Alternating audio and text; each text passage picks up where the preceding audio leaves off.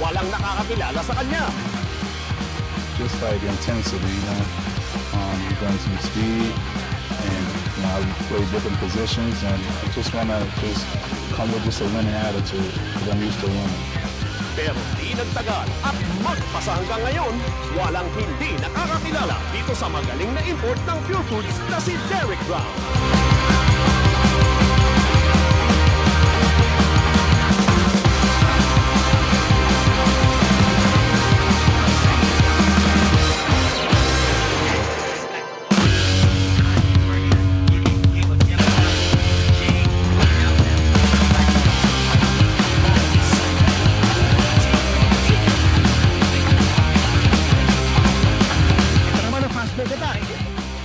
At may kasama pang tapik si Derek Brown off that nice pass ni Edmund Reyes.